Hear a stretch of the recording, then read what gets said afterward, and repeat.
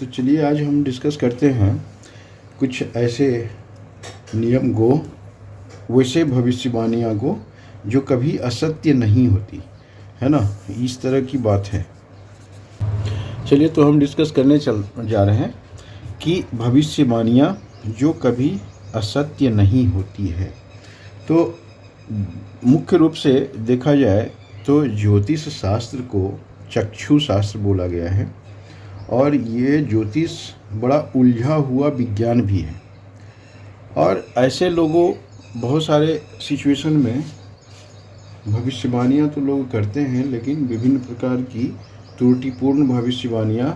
से संबंधित बहुत सारा विचार आ जाता है। लेकिन हम आज देखेंगे कि कुछ सर्टेन ऐसा कंडीशन है जो टर्म्स कंडीशन होता है जिसमें ये भविष्यवाणियाँ कभी असत्य नहीं होती है। तो पहला कंडीशन हम देखेंगे कि सबसे पहले ओवरऑल ये जानना जरूरी होता है कि ज्योतिष ऐसा उलझा हुआ विज्ञान है कि इसमें निपुणता प्राप्त करना मतलब बहुत कठिन बात है। लेकिन इसके बावजूद कुछ ऐसा भी इसका पक्ष है जिनका ज्योतिष के मतलब पूर्ण रूप से अनभिज्ञ व्यक्ति भी सहज रूप से पहचान कर ज्योतिष के विज्ञान में वैधता, सत्यता और उसको स्वीकार किया जा सकता है, मतलब स्वीकार कर सकते हैं। तो हमारा कंडीशन ये, पहला कंडीशन ये है कि किसी भी जन्म कुंडली में यदि चंद्र 10वें अंक में है या 10 अंक के साथ है तो किसी भी घर में है तो उस व्यक्ति को जीवन में कम से कम एक भयंकर विफलता भोगनी ही पड़ती है। तो यह अपराध इतना भयंकर होगा कि वह जनता में अपना चेहरा दिखाने में भी संकोच अनुभव करेगा। लेकिन ये है क्या, तो जैसे जन्म कुंडली में क्या होता है कि ये जब मकर में मकर राशि चंद्रमा जब मकर में हो, मतलब 10 नंबर में हो, तो ये मकर राशि होता है। और ये मकर में अगर चंद्रमा है तो मकर राशि कहलाएगा और वो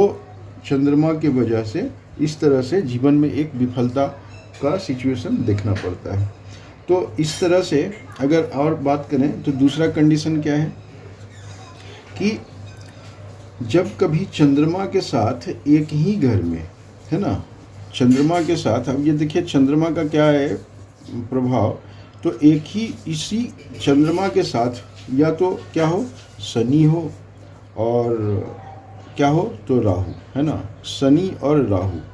ये इसका योग हो। ये पहला कंडीशन हो गया, ये पहला कंडीशन है। दूसरा कंडीशन क्या है कि या चंद्रमा के साथ कौन हो, तो या तो राहु हो और मंगल हो, तो यहाँ पर दो कंडीशन है। कंडीशन ये, पहला कंडीशन है कि चंद्रमा के साथ शनि और राहु, दूसरा कंडीशन है चंद्रमा के साथ कौन, तो राहु या मंगल। तो अब ये देखते हैं कि दोनों कंडीशन में क्या हो सकता है ना।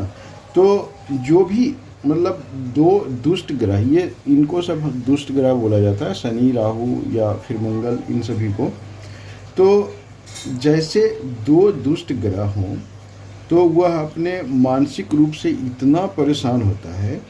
कि पूर्ण रूपेण पागल मालूम पड़ता है ना, या ऐसा अनुभव करें कि वह पागलपन होने वाला है। मतलब चंद्रमा चूँकि मन का प्रभाव होता है चंद्रमा के द्वारा, तो मानसिक दृष्टिकोण से वो इतना प्रेशराइज हो जाएगा कि वैसा पागलपन जैसा दिखना शुरू हो सकता है। लेकिन अब ये और भी समझिए कि चंद्रमा चार दुष्ट ग्रह क्या, तो जैसे मान लीजिए चंद्रमा जो है ना वो क्या है, तो या तो शनि है ना, या फिर राहु है या केतु है ना, और मंगल। ये चार दुष्ट ग्रह से कहीं मतलब किन्हीं दो के साथ किसी भी घर में हो सकता है। इससे भी मिलता जुलता प्रभाव तब पड़ता है जब दो या अधिक दुष्ट ग्रह अन्य घरों से चंद्रमा पर दृष्टिपात करता है। तो जैसे मान लीजिए कि चंद्रमा के साथ हो सकता है ये दो ग्रह बैठा भी हो अलग अलग कंडीशन में, या ये बैठा हो या फिर इन्हीं में से कोई भी दो बैठा हो, लेकिन साथ में ये दो ग्रह तो हो ही और प्लस दो ग्रह का दृष्टिपात भी हो, क्या हो, दृष्टि हो। तो दृष्टि का भी प्रभाव बहुत ज़्यादा होता है। और अगर ऐसे कंडीशन में देखा जाए तो वो चूँकि चंद्रमा मन पर प्रभाव रखता है और इसका युक्ति हो या दृष्टि हो अगर पाप ग्रहों का, क्रूर ग्रहों का, तो उस पर उसके मन के प्रभाव पर बहुत बुरा असर डाल सकता है। अब दो दुष्ट ग्रह वास्तव में चंद्रमा के साथ नहीं हो, लेकिन यदि वो अगले या पिछले घर में हो, जैसे मान लीजिए चंद्रमा इस घर में बैठा है, तो हो सकता है इसके साथ नहीं है दो, लेकिन क्या है कि इसके आगे वाला घर मतलब ये छठा भाव और इससे पहले चतुर्थ भाव, ये पंचम भाव हुआ। तो ये दोनों में भी अगर पाप ग्रह बैठा हो तो क्या होगा कि चंद्रमा, या फिर ये दोनों में पाप ग्रह भी हो और फिर क्रूर दृष्टि भी हो दूसरे अन्य कोई किसी का, तो ऐसे समझ लीजिए कि चंद्रमा पर क्रूर दृष्टि अगर डाल रहा हो कोई, तो भी क्या होगा, मानसिक यातना की भावना का अनुभव उस व्यक्ति को होता रहेगा। तो इस तरह से इसको अगर देखा जाए तो ऐसे योग में अगर चंद्रमा के आगे और पीछे कोई ग्रह हो और ये क्रूर ग्रह हो तो उसको पाप कर्तरी बोलते हैं, और पाप कर्तरी होने के वजह से भी मानसिक परेशानी का सामना ऐसे जातक को करना पड़ता है। तो ये सब बड़ा ही इम्पोर्टेंट है। नेक्स्ट, जब किसी जन्म कुंडली में मंगल और शुक्र एक ही घर में हो, है ना, जैसे मंगल प्लस शुक्र, ये दोनों क्या हो तो एक ही घर में हो, तो ऐसे व्यक्ति के विवाह के बाद संबंध होने का अवश्यंभावी योग बनता है। और इससे कोई प्रयोजन नहीं है कि वह कितना मानसिक रूप से संयमी है, सदाचारी है और है ना आज्ञाकारी है, तो इस टाइप का भी योग बनता है। नेक्स्ट हम बात करते हैं कि किसी जन्म कुंडली में यदि मकर राशि में दूसरे घर मतलब दूसरे भाव में मंगल हो, तो परिणाम ऐसा होता है कि यदि जन्म कुंडली किसी महिला की हो तो उसमें पिता का स्वभाव सामान्य बातचीत में भी भद्दी गाली गलौज करने का या गंदी गाली गलौज करने का भाषा प्रयोग करने वाला होता है। तो यदि जन्म कुंडली किसी पुरुष का है तो ऐसी अभद्र भाषा उसका चाचा प्रयोग करेगा। ऐसा परिणाम यह है कि वह व्यक्ति प्रथम श्रेणी का विद्यार्थी होगा, लेकिन ये विद्यार्थी तो होगा ही, लेकिन क्या होगा कि ये मकर राशि में हो, मतलब 10 नंबर में, और ये सेकंड हाउस में हो, है ना। ये भी बात है, क्योंकि सेकंड हाउस क्या है तो वाणी का विचार सेकंड हाउस से किया जाता है, और इसमें कौन हो तो मंगल हो, है ना। यही है फॉर्मूला। तो इस तरह से अगर देखा जाए तो क्या है कि मकर सेकंड भाव में हो और उसके साथ मंगल बैठा हो तो उसके पिताजी का, है ना, अगर लड़की है तो पिताजी का और लड़का है तो उसके चाचा वगैरह का जो बातचीत करने का टोन होगा वो गाली गलौज के साथ होगा। इस शनि जब तुला लग्न में हो, तुला लग्न आप समझते हैं ना, 7th नंबर, तो इसमें कौन हो तो शनि हो, ठीक है। और इसमें शनि होने से तब क्या होगा कि वह व्यक्ति विद्वान होता है ना, और प्रथम श्रेणी का विद्यार्थी भी होता है, मतलब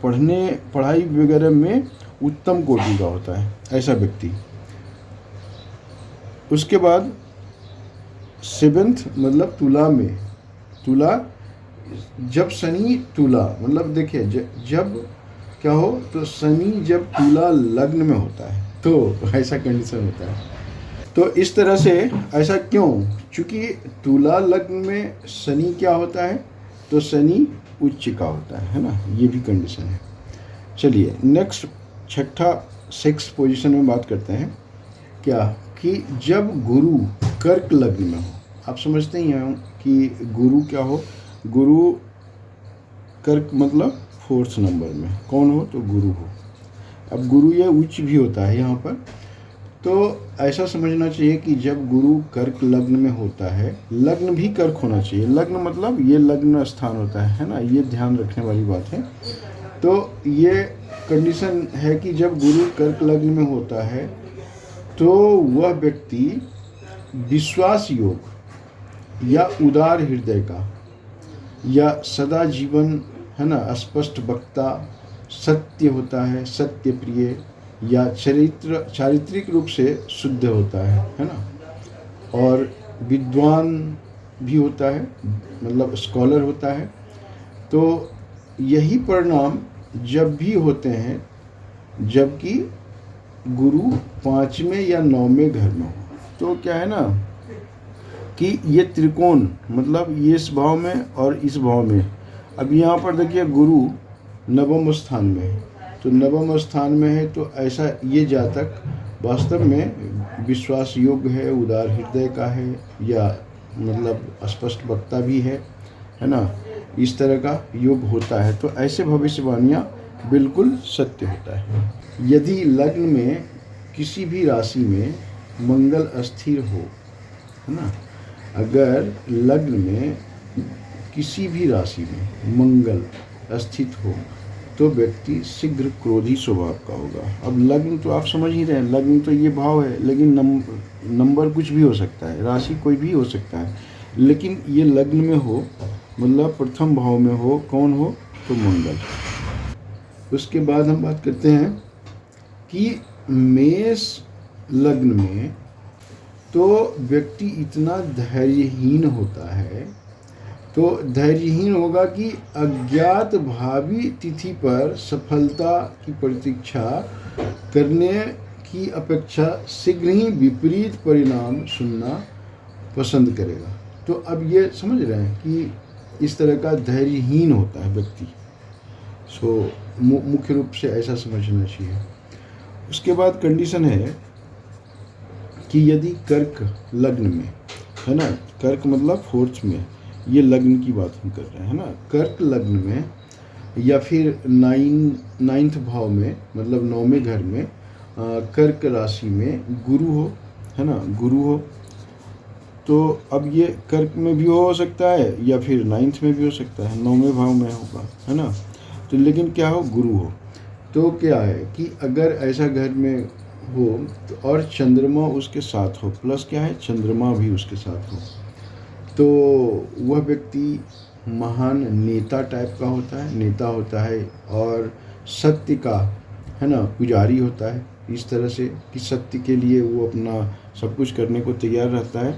और ऐसे व्यक्ति ख्याति भी प्राप्त करता है। तो इस तरह से विभिन्न प्रकार के डिस्कशन हम कर ही रहे हैं। और भी हम बात करें कि अगर इसके बाद जब मकर लग्न में केतु अकेला होता है, जैसे मान लीजिए लग्न क्या है, तो 10 नंबर हो, है ना, मकर हो, ये लग्न है, और इसमें कौन है, केतु अकेला है ना। कंडीशन ये है कि जब मकर लग्न में केतु अकेला है तब वह व्यक्ति, मतलब ऐसा होगा कि शरीर से दुबला पतला होगा, है ना, कह लीजिए कि मांसहीन टाइप का होगा, मतलब वो उसके शरीर में इतना दुबलापन होगा कि वो बिल्कुल दिखेगा, है ना। और उस ऐसे व्यक्ति को क्षय रोग भी हो सकता है, जिसको टीबी बोलते हैं ना, इस टाइप का बीमारी वगैरह का सूचक हो सकता है। लेकिन यदि मकर राशि में 7वें घर में केतु स्थित है ना, अगर मान लीजिए इस 7वें भाव में और मकर है और उसमें कौन है, केतु हो, तो उसके दूसरे पक्ष को, मतलब पति या पत्नी को, जो भी है ना, अपोजिट मीन्स जो भी है, तो ऐसे मतलब क्षय रोग होने का संभावना होता है। तो दूसरा पक्ष मतलब पति है तो पत्नी, या पत्नी है तो पति, है ना, तो इस तरह का बीमारी से संबंधित योग बनता है। तो ये उसके बाद अगर हम बात करें नेक्स्ट, है ना, तो नेक्स्ट में क्या है कि जब मंगल दूसरे घर में स्थित है ना, दूसरा भाव ये हुआ, तो इसमें अगर मंगल है ना, तो दूसरे भाव में मंगल अगर स्थित हो तो चाचा के साथ व्यक्ति के संबंध खराब होते हैं, है ना। तो देखिए ये 2nd हाउस है ना, और यहाँ कौन है, तो मंगल है, ठीक है जी। तो जब मंगल दूसरे घर में स्थित है तो चाचा के साथ संबंध उसका खराब होगा, और जो इस बात पर निर्भर करते हैं कि मंगल किस राशि में है। अब ये सेकंड भाव में है तो ये राशि को भी वहाँ पर ध्यान रखना जरूरी होता है। तो राशि के साथ ही इसका भविष्यवाणी किया जा सकता है। उसी तरह से यदि मंगल तीसरे घर में है, मान लीजिए कि ये थर्ड हाउस में है, राइट, कौन है, मंगल। तो थर्ड हाउस मतलब ये वाला हो गया। तो थर्ड हाउस में अगर मंगल होता है तो वह व्यक्ति बहादुर होगा, साहसी होगा और किसी भी युद्ध, संघर्ष या फिर लड़ाई में भाग लेने के लिए वो हमेशा आगे रहेगा और कोई उसको डर नहीं होगा। क्यों? इसलिए कि मंगल तो ऑलरेडी पराक्रम कारक हैं ही, ये पराक्रमी व्यक्ति होता है, तो इसके लिए लड़ाई झगड़ा करना, वो उसमें इन्वॉल्व होना बहुत आसान होता है। इसी तरह से मकर राशि में, है ना, किसी भी घर में हो, है ना, घर कहीं भी हो, किसी भी भाव में, तो किसी भी घर में मकर राशि में 4 ग्रह या उससे भी अधिक हो, है ना, तो व्यक्ति लज्जा, कलंक या पराजय की भावना से ग्रस्त होता है और समाज या उच्च लोगों के सामने प्रकट होने में असमर्थ होता है। तो महान नेता या फिर देशभक्त या योद्धा, है ना, इस टाइप का जो पराक्रमी योद्धा होता है ना, तो मतलब ऐसे भी अगर देखें तो राणा प्रताप जो थे उनके तीसरे भाव में, मतलब पराक्रम भाव में 5 ग्रह स्थित था। सभी चूँकि मकर राशि में थे तो उनका सफलता नहीं मिल, है ना, तो महाराणा प्रताप को वह सफलता नहीं मिली जो उनको मिलना चाहिए था। तो तृतीय भाव में 5 ग्रह के कारण वे अद्वितीय पराक्रमी थे, साहसी थे, ये मतलब सर्वविदित थे, सभी लोग जानते हैं। फिर आगे कंडीशन हम देखें कि किसी के जन्म कुंडली में किसी भी घर में राहु और चंद्रमा इकट्ठा हो, है ना, राहु भी हो प्लस कौन हो, चंद्रमा हो, मतलब चंद्रमा के साथ राहु दोनों हो, तो ऐसा होना व्यक्ति के लिए कारावास या फिर भयंकर आरोपों द्वारा उत्पन्न मुकदमेबाजी या परिवार में रोटी कमाने वालों की अकस्मात या दुखांत मृत्यु के कारण मतलब अनाश्रियता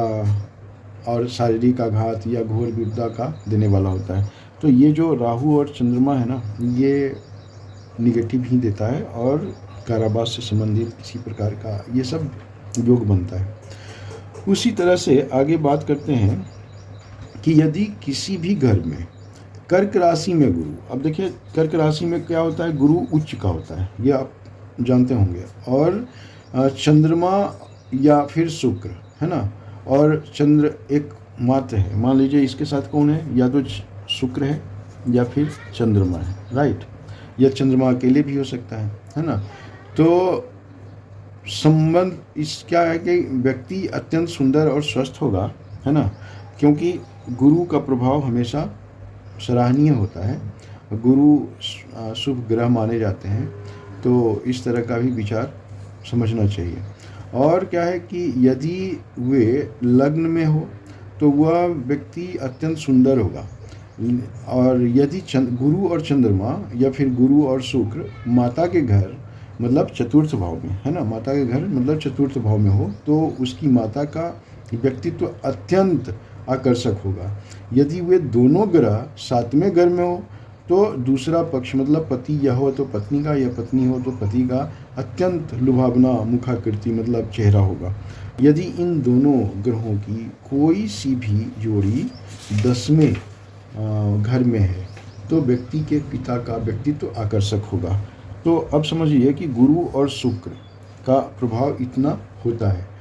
और यदि गुरु और शुक्र और चंद्रमा सभी कर्क में हो, है ना, कर्क मतलब 4th नंबर में हो, तो संबंध व्यक्ति का सौंदर्य विशिष्टतापूर्वक मतलब होगा, मतलब उस जातक का भी अच्छा सुंदरता होगा। इसी तरह से और भी हम आगे चलें तो 1-2 पॉइंट और डिस्कस करते हैं कि चंद्रमा और शनि 4थे घर में अगर इकट्ठा हो, मान लीजिए कि चंद्रमा भी हो और प्लस शनि, एक मतलब दोनों का, तो अगर ये कहाँ हो तो फोर्थ हाउस में हो, है ना, फोर्थ हाउस में, फोर्थ भाव में हो, तब क्या होगा कि अगर ऐसा कंडीशन है और तो क्या होगा कि ऐसा व्यक्ति के लिए मतलब बचपन अवस्था में एकदम शैशव अवस्था जिसको बोलते हैं और किशोर अवस्था मतलब जवान होने से पहले में घोर विपदाओं का फल देने वाला होता है। यदि चंद्रमा तीसरे घर में हो और शनि मतलब चंद्रमा कहाँ हो, थर्ड हाउस में भी हो, अगर दूसरा कंडीशन ये, तो ऐसे क्या होगा कि तीसरे घर में हो तो और शनि चौथे घर में हो तो परिणाम समान ही होंगे, किंतु ऐसी स्थिति में व्यक्ति प्रचुरता को उत्तरोत्तर जीवन में प्राप्त करता है, विशेष रूप से तब जबकि चंद्रमा मिथुन और शनि में हो। तो बेसिकली भावार्थ ये है कि चंद्र और शनि चौथे घर में इकट्ठा होने से बचपन में तो विपदा में होता है जातक, लेकिन समय बढ़ने के बाद उसको और उन्नति होता है, लेकिन जब जवानी के समय में कभी नौकरी वगैरह में अकस्मात हानि हो सकता है ना, इस टाइप का विचार किया जाता है। तो इस तरह से आप और भी देखते रहिए और भी हम लोग डिस्कस करते रहेंगे, और प्लीज़ सब्सक्राइब, है ना, सब्सक्राइब करना मत भूलिए, और विभिन्न प्रकार का वीडियो देखते रहिए, विचार हम करते रहेंगे। धन्यवाद।